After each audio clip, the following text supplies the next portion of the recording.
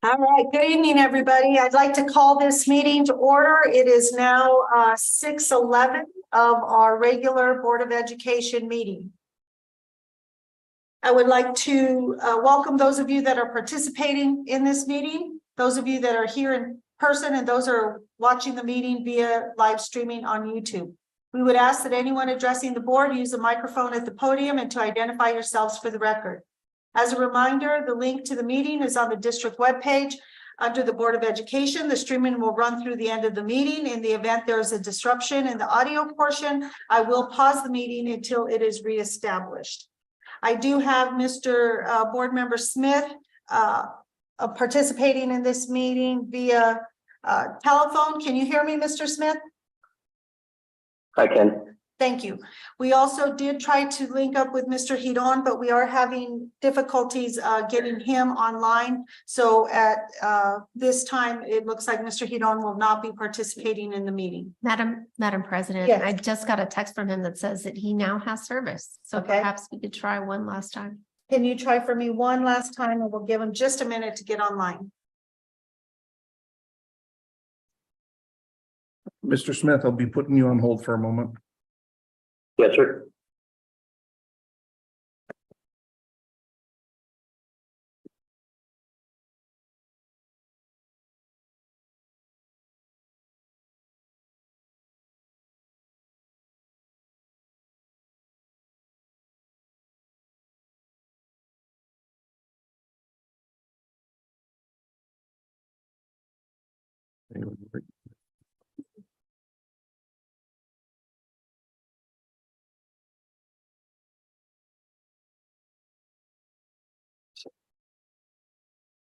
Please leave your message for. Try one. What was that? Let me try one more. Then those ones, right? Try once more.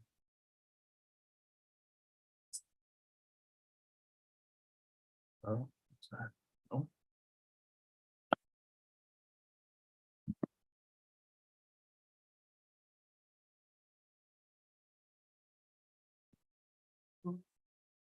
Please leave your message. I will Let him know that we couldn't. Yes, ma'am. Okay, I'm going to go ahead and proceed with the Second, meeting. I'll get Brian back. There. Oh. Lost him. Here.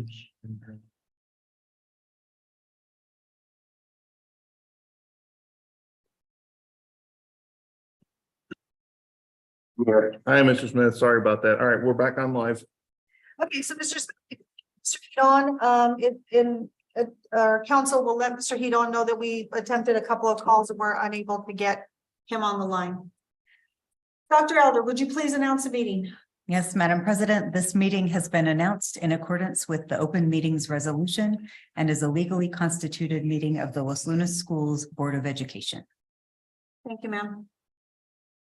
For the Pledge of Allegiance, Mrs. Jamie Hedon, would you lead us in the pledge today? Thank you, ma'am.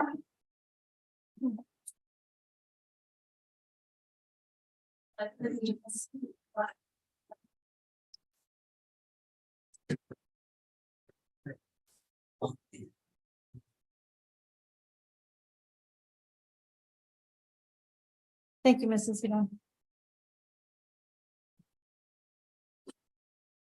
Dr. Elder, are there any changes or deletions to the agenda? Madam President, there are not. Gentlemen, I need a motion to approve the agenda. I move to approve the agenda as presented. Second. So I have a motion by Mr. Vickers to accept the agenda. I got a second by Mr. Bennett. Is there any discussion on the agenda? Not hearing any, I'm going to go ahead and call for the vote. Mr. Bennett, how do you vote? Yes. Mr. Vickers? Yes. Mr. Smith? Yes. And I too vote yes. The agenda is approved.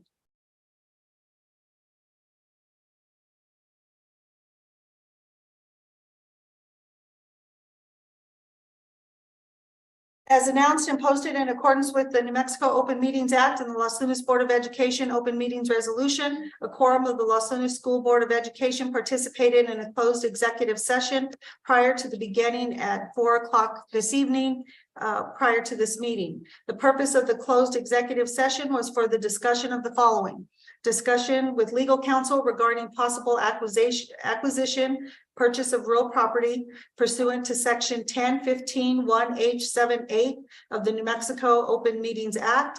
And number 2, for discussion regarding limited personnel matters, specifically to review superintendent applications and screen finalists for superintendent position. This is pursuant to section 1015(1)(h)(2) of the New Mexico Open Meetings Act. I affirm there were no other topics discussed, nor was any action taken. Next item on the agenda is item 6. This is public comment, and per our Board of Education policy B-2150. Dr. Elder, do we have any members of the public wanting to make comment? Madam President, we had no one sign up this evening. Thank you.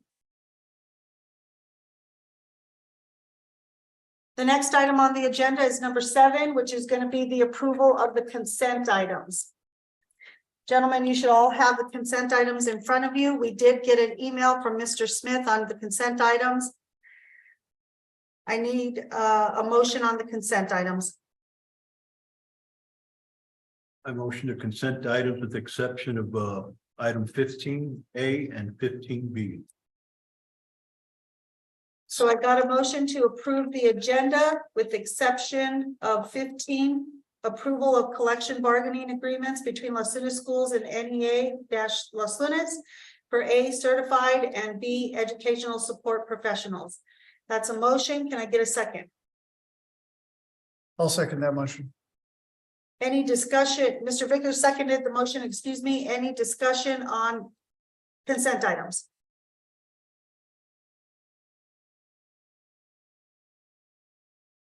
Not hearing any discussion, I'm going to call for the vote.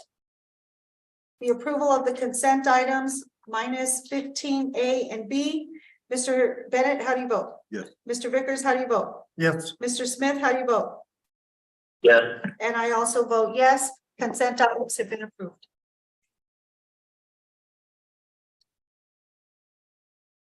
Takes us to item number 9. This is the board discussion and possible action to make changes, if any, to the superintendent search plan, including dates. I don't believe we don't have anything under item 9. I guess we could have removed this off the agenda.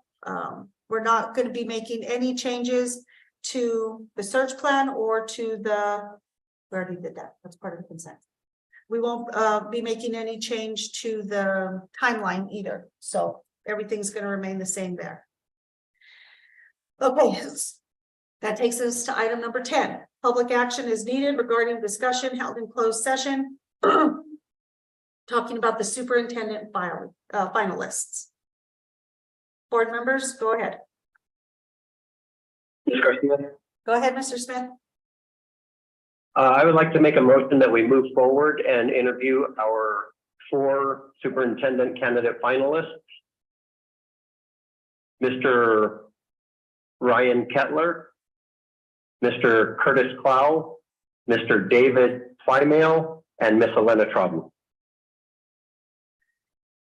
In closed executive session, the board did review all the applicants for the superintendent position. Thank you for everybody that did apply and make an effort to put in applications. It was a difficult decision, and we did have all 5 board members present for the selection of these finalists. So I have a motion by Mr. Smith. Can I get a second?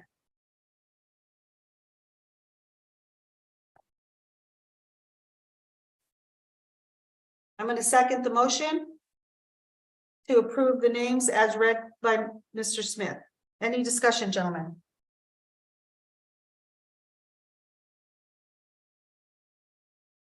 Okay, not hearing any discussion, then I need to call for the vote. Mr. Bennett, how do you vote? Yes. Mr. Vickers, how do you vote? Yes. Mr. Smith, how do you vote? Yes. And I too vote yes. Those will be the finalists that will be working with our New Mexico Association's selection committee in getting prepared for the next step of interviewing our finalists. Yes.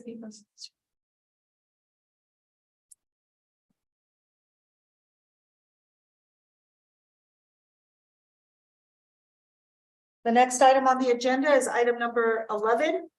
The public action is regarding the discussion held in closed executive session on the purchase of property. No action is going to be taken under the purchase of property. The board is not gonna, we're gonna move forward on that with no action being taken on the property that was discussed. Next, we're going to move to item number 12, which is the discussion and action to amend policies. This would be for section C and F. So gentlemen, you were supposed to have had some time to review policies that were up for approval tonight. Section C, which is general school administration, and section F, which is facilities development. So I think we're open for discussion on that. Mr. Smith, do you want to start that discussion? I will. So yeah, we should have reviewed these sections already, and I believe that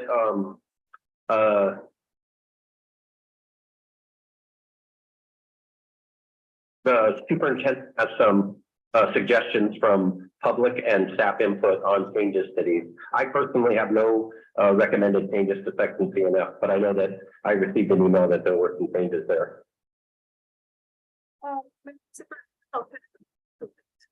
Go ahead. Okay, so what I did this month is I combined administration recommendations with our community survey. We did have 2 individuals who took advantage of the feedback link on the website. And so I've included their feedback in the 3rd column, and staff feedback is in the 2nd column. Do you want me to just kind of start from the top? Yes, I think that will. Okay, and I know Mr. Kennedy is. That refers to the policy number that we all have in front of us. That is correct. Okay, That is correct. And I know that Mr. Kennedy is on the way. He did call and say that he was, there was some traffic issues. So So go ahead and proceed. Yes. go ahead and proceed. Yeah, let's proceed. Okay, so staff recommendation on C0100 under superintendent, the 7th bullet refers to the educational plan for student success. Staff would like to include via New Mexico Dash or similar New Mexico PED platform, simply because the term EPSS, while it is still in law, is not commonly used anymore. We now use the New Mexico Dash. So that would be an addition of that language. Yes, Okay. under bullet number 7. Okay. Under C0150. This one we might need Mr. Kennedy to talk with us about. But the very last bullet under personnel, staff asked for clarification. The way it reads now is communicates to all employees all actions of the board relating to personnel matters and receives from employees all communications to be made to the board. I did have a conversation with Mr. Kennedy regarding this language, and he did say that the intent of the language is that the superintendent functions as the hub of communication between the board and the staff going both ways, and recommended some language, something like communicate as necessary board actions to school staff and community and receive employee communications, which may in their discretion be communicated to the board. I'm not sure if a change in language is necessary, but the intent was clarified.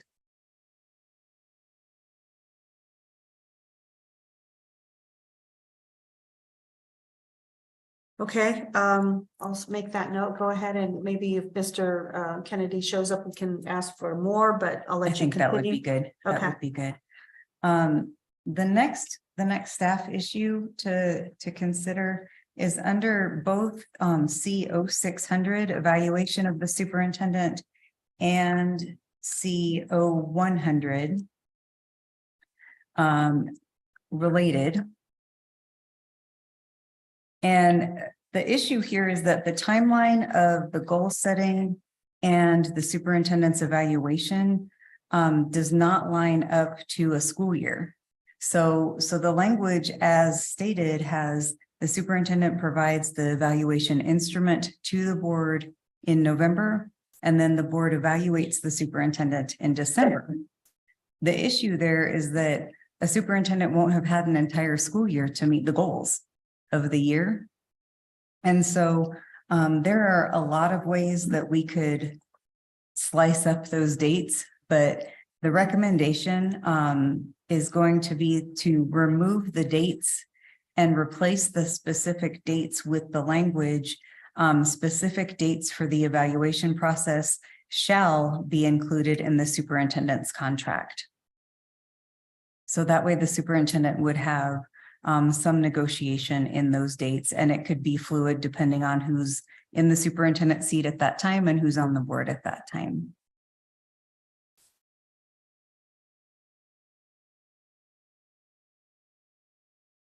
We had also, Dr. Elder discussed maybe a midpoint check.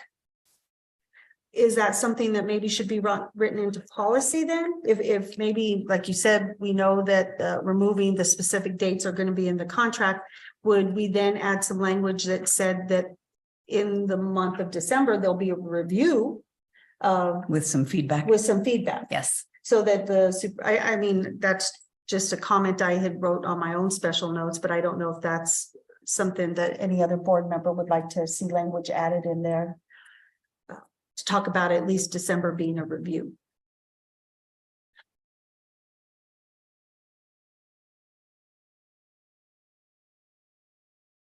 So my input would be, I think it would be wise to do at least 2 sectional interviews, evaluation interviews with the superintendent and discuss them to see where we're at. And before you do the final one, instead of just like 2 a year, perhaps maybe 3 would be my recommendation.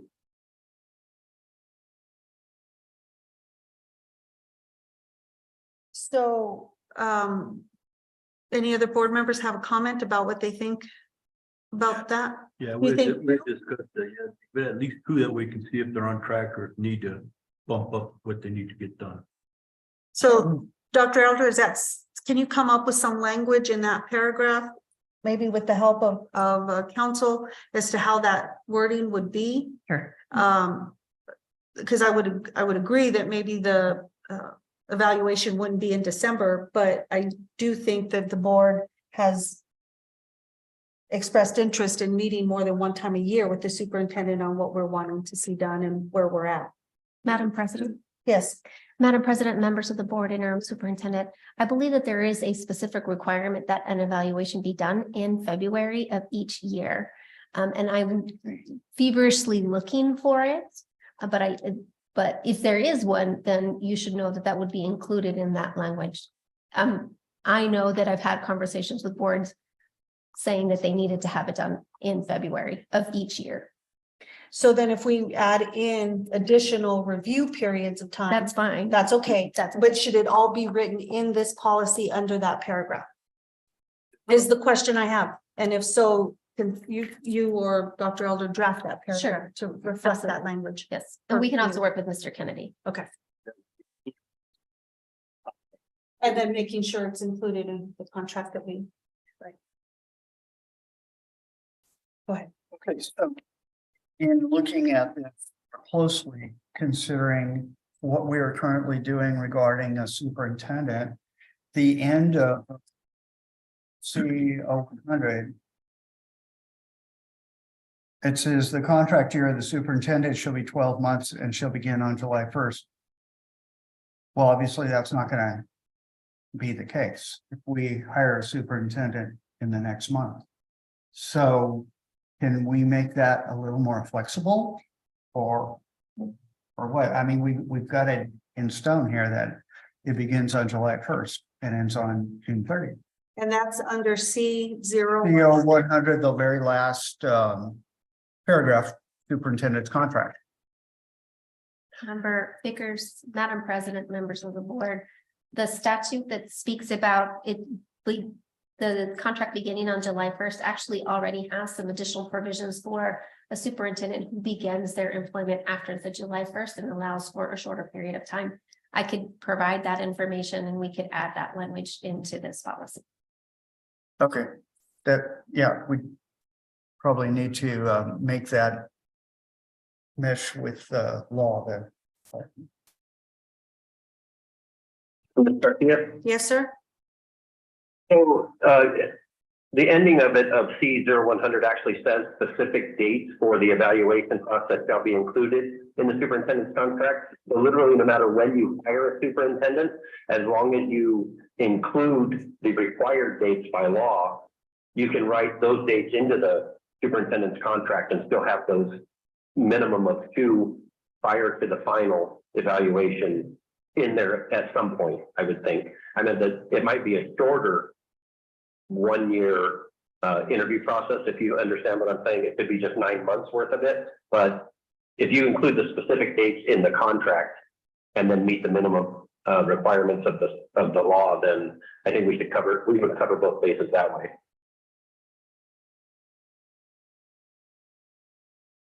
Is that right? Santiago? Yeah, Member Smith, Madam President, yes, I believe that is correct. Okay. So we might be looking at drafting some different language for that paragraph and then for the paragraph of superintendent in C-100 superintendent contract. Okay. And that might come forward, well, that will come forward to us at our next policy read. Okay, you want to continue, Dr. Elder? Sure.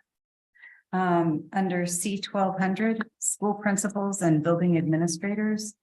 Our recommendation is to remove the bullets that describe the duties of the principal or the building administrator, because assigning duties is the role of the superintendent. So we felt that maybe it should not be in policy. Additionally, those roles and duties change over time with different needs. And so that would give administration the flexibility to change those duties as needed without being tied to policy. And that's every one of the bullets that fall under the second paragraph. Right, so we would, we propose to finish by the superintendent period, and then remove everything beginning with these duties include but are not limited to the following. Okay. Gentlemen, any questions? No. She's talking about, no problem with that? Okay, Okay, all right. next, policy C 1350. Administration's recommendation. This section is on school-based management, and it has a very prescriptive approach to school councils and membership of said councils. Administration recommends that we remove this policy itself because our district actually has a different approach to site-based management. And we really want our schools to have that site-based autonomy with their guiding coalitions to be able to shape their leadership team in the way that works best for them. And what this policy does is it puts into policy a very prescriptive approach that does not align with what we're doing in our schools right now. That's a comment that I had because I was going to ask, do we do school councils? So then by what staff is recommending, we delete C 1350 in its entirety. Yes. Board members. Additionally, at this point, I'd like to represent a community comment from Heather Rendles. She said that I am concerned about the monitoring of the school councils, who is going to make sure that they are properly following the Open Meetings Act in regard to proper posting of the meeting minutes, etc. And these aren't in any way governing bodies. These are school councils. These are school, they're made up of people at the school to make decisions for the school. So they're not bound to open meetings is what I'm hearing you say? Yes, true. Okay. Yeah. So by eliminating it, we're just eliminating what would be that question about whether or not this is open meetings, and it's not. Okay. Any other board members have questions about that? Okay, continue. All right, we're getting there. C 2450, School District Annual Accountability Report. This is one that we probably could use some additional advisement. The accountability, the language reads that the accountability report names those, includes names of those board members who failed to attend mandatory training. And so there was some confusion of if that included a report of the board's self-evaluation in section B, is that supposed to be published? I did talk with Mr. Kennedy, and he did look at the 3 statutes that are cited in that policy. He said one has been repealed. The assessment and accountability report to PED by schools has 12 subsections, and he was going to look into it for additional information. Right now, it seems that New Mexico PED has gone to the Vistas site as the accountability mechanism for our state and the public reporting of data, but we weren't sure where we know that the policy says that we need to publish the names of board members who failed to attend mandatory training in the local newspaper, but not sure exactly the mechanism for that. That's on the staff side. Can I go ahead and read you what we got on public comment as well? Sure. Dr. Gardner stated in the legal references, section 22161 was repealed effective May 19th, 2004, and should be removed from this subsection. And again, I think that's what the conversation I had with Mr. Kennedy. And then Heather Rendles states the district's annual report that includes which board members failed to attend mandatory training needs to be available to the public before elections take place in November. That is important information that constituents need to know before they vote. So that's what I have on C 2450. So then am I understanding that Mr. Kennedy and you are going to look into some of these other subtext sections and come back and what with some language of what the reference is and what we do have to follow by section? Correct. Okay. So this will be revisited and rewritten. Yes. Okay. Board members. Okay, and I think that takes care of section C. You have some in section F.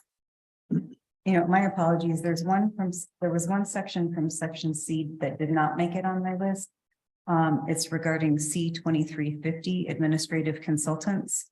Heather Rendles would like to see that reflected that the New Mexico procurement code will be followed in selecting consultants. I'm not sure. I mean, everything that we do, we follow New Mexico procurement code. So I'm going to kind of pitch that to our attorney to see if that's necessary to specifically state that here. Madam President, Interim Superintendent Elder, it's true, everything that you do has to follow procurement code. So that applies to all your policies without being said in any individual policy.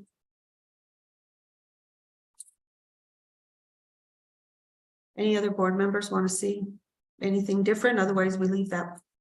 Staff would probably be directed to leave that one alone.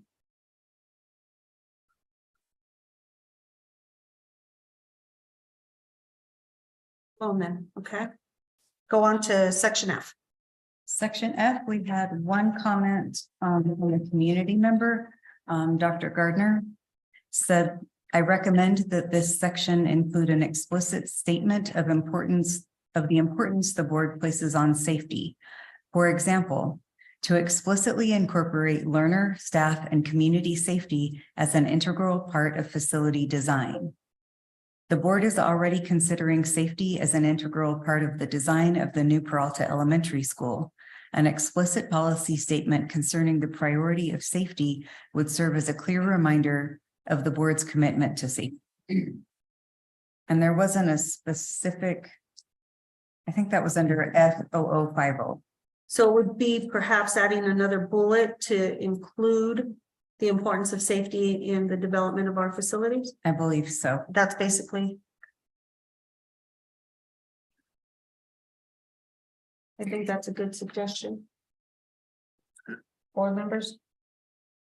Could you come up with a bullet that reflects what that the board does believe that safety needs to be a priority? Yes. All right, so Mr. Smith, it looks like we have a few changes here that staff is going to have to put together. That, did you have any comments on any of that?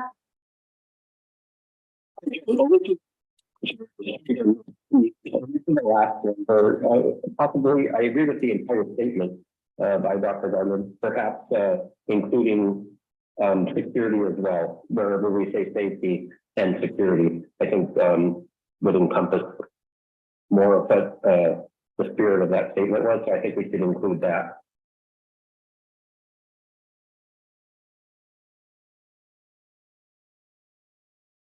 Okay, so seeing that we do have some recommendations from staff and public to amend a couple of these sections, did any board members have any thing they'd like to identify and bring forward as changes that haven't already been mentioned? I didn't. No? Not hearing any? Mr. Smith, any? I do not. Okay.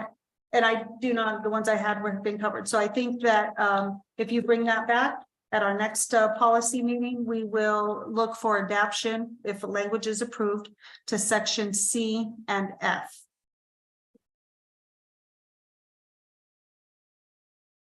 Dr. Elder, on your worksheet or work list, what's the next sections we should work on? The next sections are D and E for the upcoming month.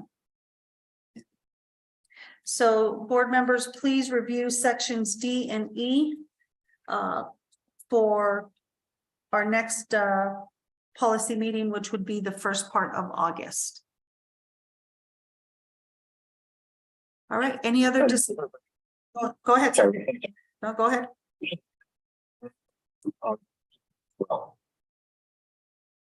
For public comment, D and E, is that the question? Yes, along with the forms, they should be up tomorrow. Yes, so the community should have those up. Yes, go ahead. If we were looking for a date for the policy portion of that, because we were starting to do, 2 a month. So if we were, if you want, I could maybe reach out to you later to get that date in here so we could start planning for the August meeting.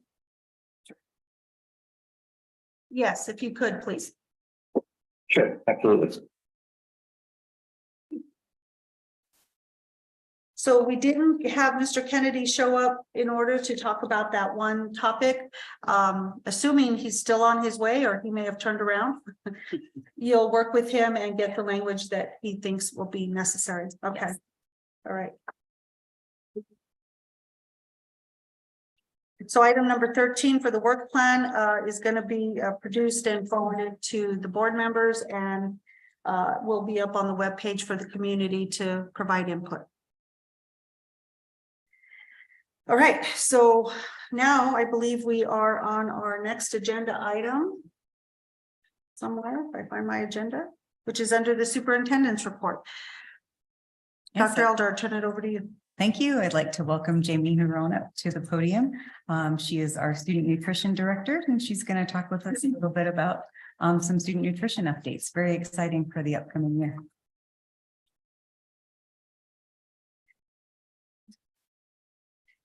Superintendent Elder, thank you for the opportunity about Las Lunas Student Nutrition.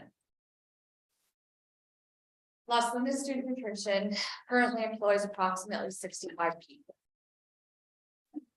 3 people work in the office, and we also have a dietitian who helps get all of the stuff that we need for any of our specialized diet orders and works on new supplies and all the nutritionals. Our warehouse consists of 4 people and we have 15 kitchens, and each kitchen has a manager. Some of them have assistant managers, and all of them have cook helpers, and the cook helpers cook, clean, they serve nutritional meals, and they do it all with a beautiful smile on their face every single day. So during the time that I've been in student nutrition, things have changed a lot, and COVID really changed our department. I mean, it changed it completely. The student nutrition department was affected by COVID in several ways. The amount of meals served, the way they were served, and the supply chain disruption were only a couple of them. When it started, we had to feed the kids in lines outside the schools. And then when school started back up, the government decided, hey, we're going to go ahead and we're going to feed all these kids for free to help alleviate some of the problems with people being out of work during this time. And so they let us do it on the seamless summer option. We came back to school and started with that, and the kids were all in that seamless summer option. And we did wonderful. We served a ton of meals and everything went great. After that year, we went back where we were going to have to make a choice. We were either going to decide to back to reduce and pay columns where people would buy for the meals, and then they would either get or pay lunch or go to sleep. So I went to the powers that be and I said, we should try CEP. It's a little scary, but I think in the long run, we're here to feed the kids, and that's what I think we should do. I mean, that's excited. And so that's what we did. We decided to see. The student nutrition is it's a federal program. So USDA provides us to either the application process or produce. So we have to go through kind of a few things just to make sure that we could qualify for CEP. And the way that we chose to do it was, if a school qualified for CEP, then that school, we could lump other schools in with it. The ones that didn't qualify, we could lump those in. We would take a cut in what we got reimbursed, but we could feed all the kids for free. And so that's kind of where we went with it. So we grouped all of our schools and we included all the students so that everybody could eat for free.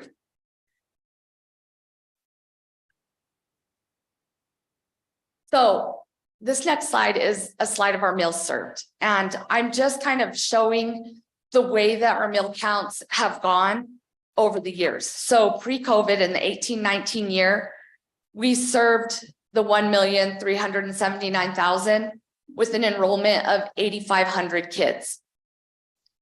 Then we went through COVID, so I couldn't put that information up and get anything accurate. In the 21-22 year, during the seamless summer option, we served 1,416,000 with a little under 8,000 kids. And doing CEP in the 22-23 school year, we served almost 1,500,000 with an 8,057 enrollment. So with CEP, even though our enrollment went down, our counts went up. And our kids didn't have the burden, and the parents didn't have the burden of having to fill out applications or pay those bills. And so it alleviated everything. And so the CEP program was a huge success. Now, the state of New Mexico decided that they're going to come in and they're going to give this healthy free New Mexico SB4 healthy universal school meals. All the students eat free. So we're a step ahead because we've already qualified for all of our kids to eat free. So we get a reimbursement from the USDA and we have to follow their guidelines and all of the things that they want us to do. And then we'll get another reimbursement from the from the state of New Mexico. So it's just going to be, we have a 70-30 percentage with CEP. So the 30%, they'll pay the dividend of the ones that aren't getting 100% free. So that's how so we stand to do even better. It's going to be an amazing program. Every year is just going to get better with this. The state of New Mexico also, with this SB4, they have the New Mexico Grown program.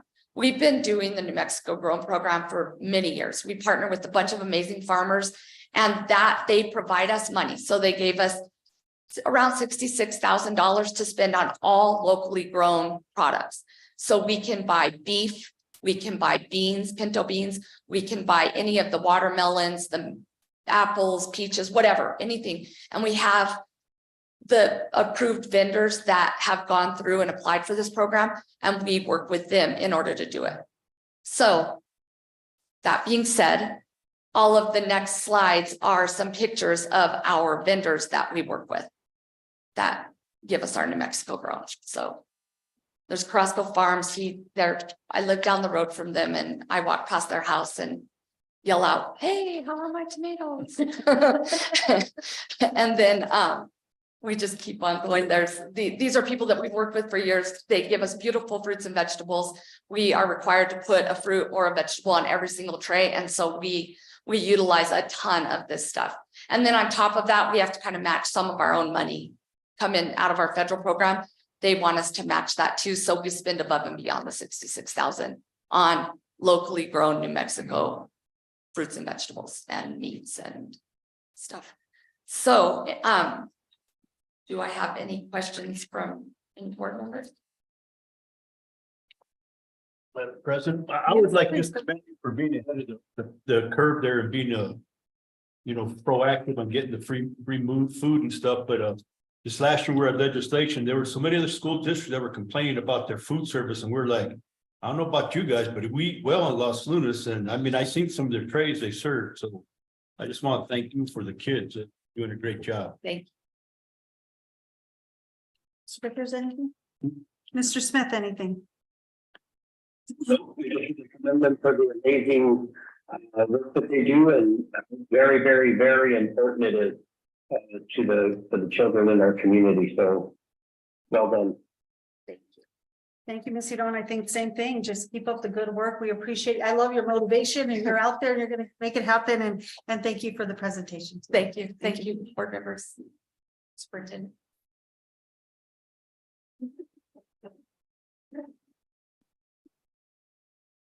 All right, Dr. Elder. So first of all, thank you, Jamie, and thank all of your staff. They're the first ones in the morning, last ones to go home in the afternoon, some of the time, but always first in the morning. And so thank you to you and all of your staff for all that you do. I have a few exciting things to tell you about as we're preparing for the 23-24 school year. First of all, we've started an initiative this year to reduce the burden on families and on teachers for purchasing school supplies. And so I'm going to give all of the credit to Chief Financial Officer Sandy Trazik, but she's figured out how we can fund it for this coming year. Not sure if we'll be able to do this permanently, but to be able to provide school supplies for all of our students. Now, this won't include personal items such as backpacks, water bottles, change of clothes, things like that, that sometimes are also needed. But your basic supplies will be provided at the schools for all of our students. So this will reduce the cost burden for families, which oftentimes families that have multiple children spend hundreds and hundreds of dollars on school supplies every year. Additionally, we expect it will reduce some of the burden of purchasing supplies for teachers, because when students don't have supplies, you know how they end up getting them. Oftentimes it's their teachers who take care of them. And so we're very excited about that initiative. And so thank you to CFO Trazik and the finance team. Today, we started with the middle school and high school administrators and teacher leader teams to work on their annual and 90-day plans. And it was fantastic work, very well done today by those of you who were in the room and all of you who were not. They worked very hard at looking at their data analysis from last school year and planning some really solid, effective strategies to advance student outcomes for the first semester of this upcoming year. You'll get to hear about those in their school reports because they always talk about their 90-day plans in their school reports. So middle school and high school was today, elementaries are tomorrow. So that is great work started. I'd also like to thank NEA and Cabinet. We had a very successful bargaining season this year. And as a result, have the next agenda item for you, which is your approval of the collective bargaining agreements, but I want to give huge kudos to the bargaining team, both NEA and cabinet. They did an outstanding job.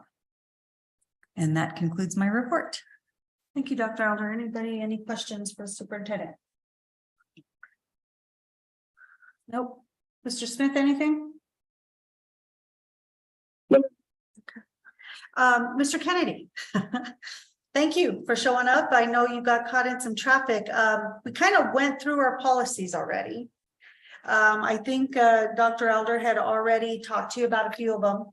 So between council and Dr. Elder and yourself, we might get some new verbiage worked up on a couple of them. Is there anything you'd want to just add? Since you came in and we'd already had the hearing? You know, I apologize.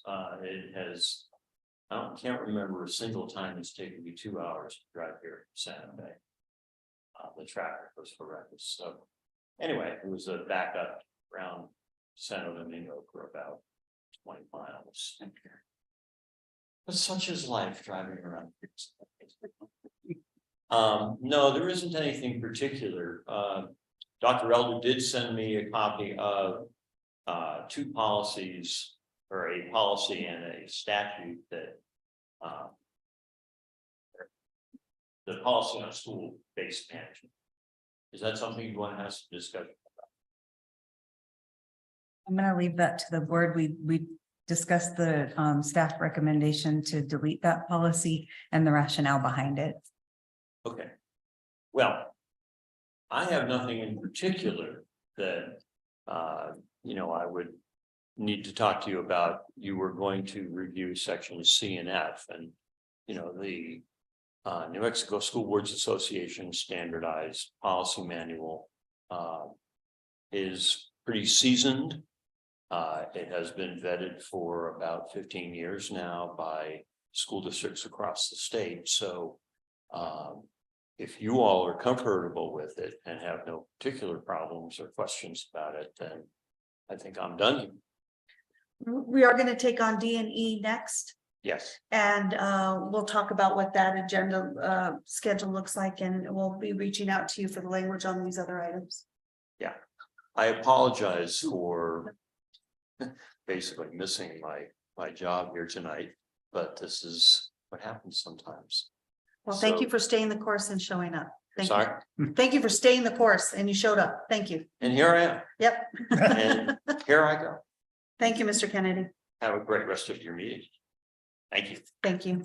So I believe that brings us up to item number 15, which was on the consent, which is the approval of the collective bargaining agreement.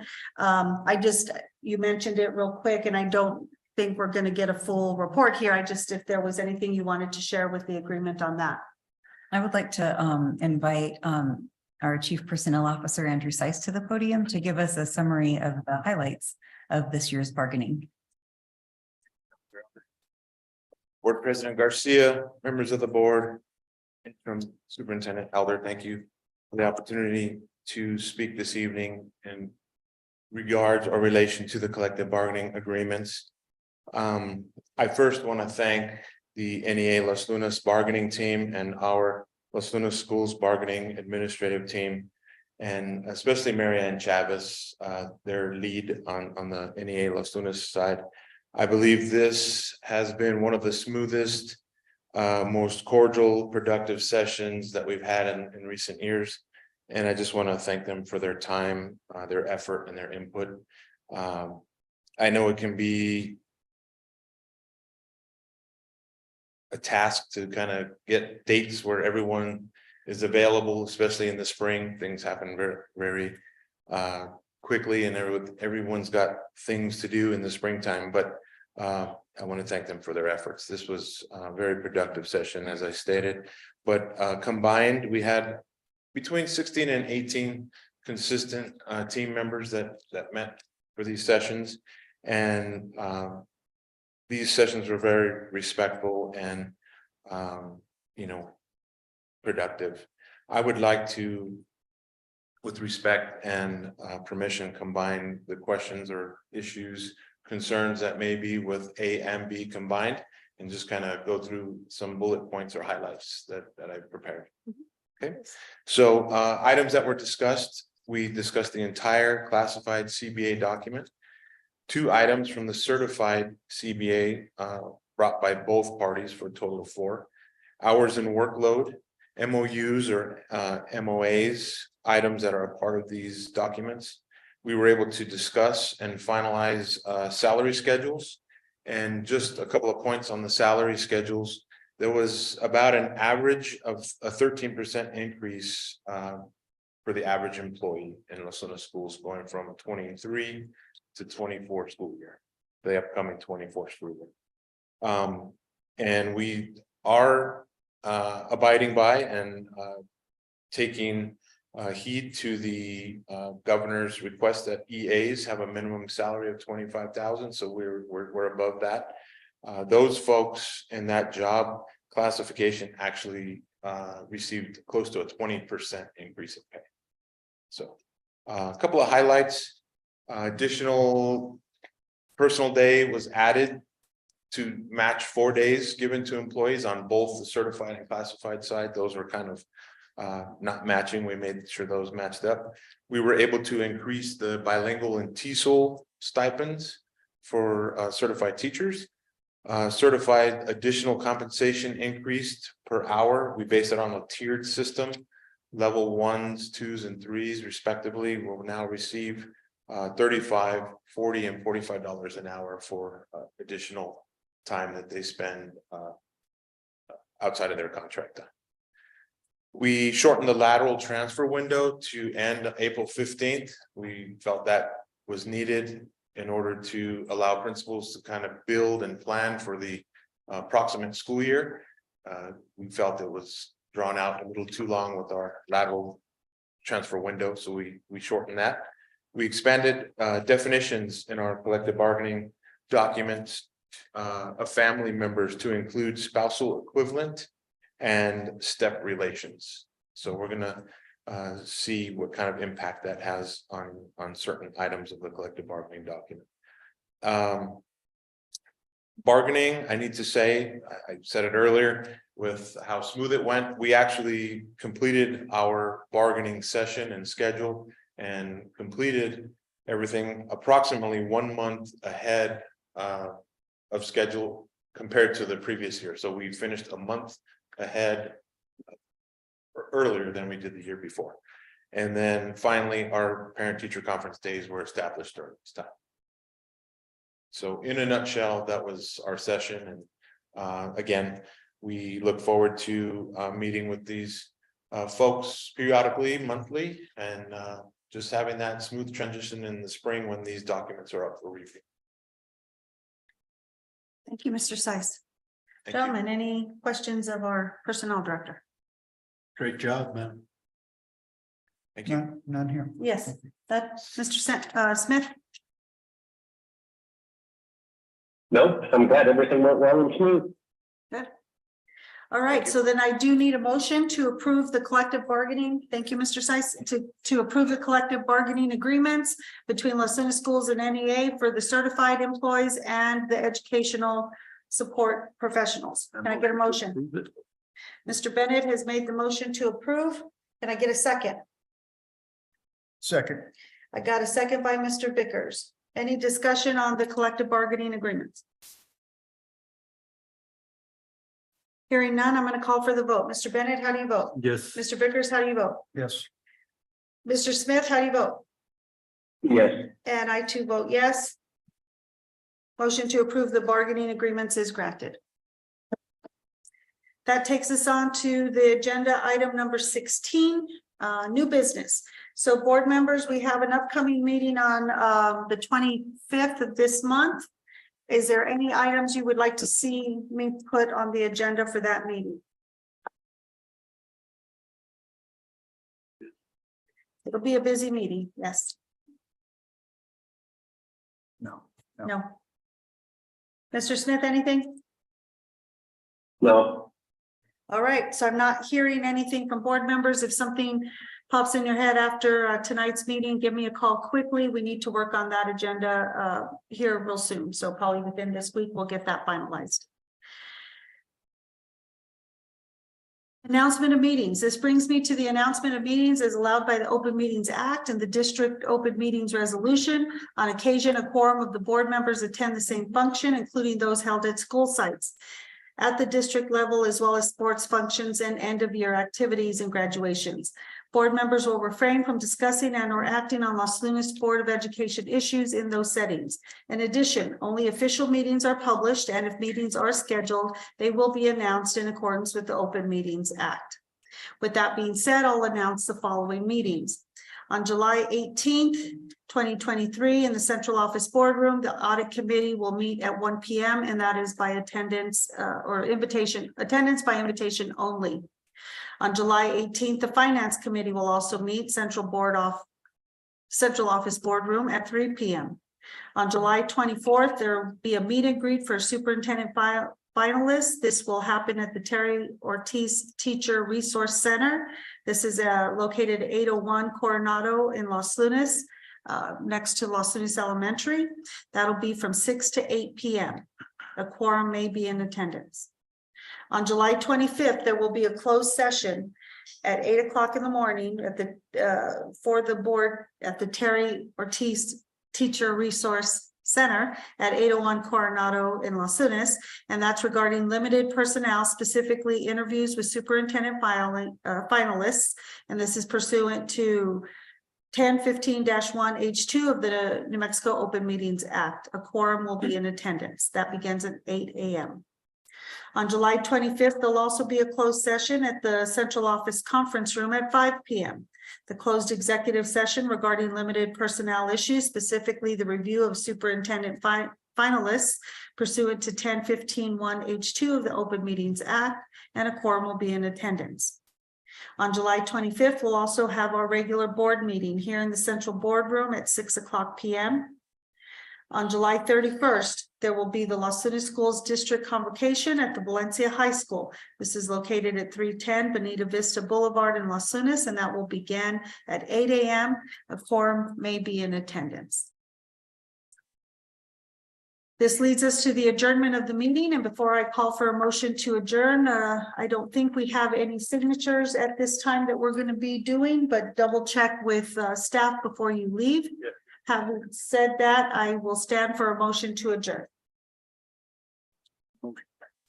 Mr. Bennett has motioned for an adjournment. Can I get a second? Second. Mr. Vickers.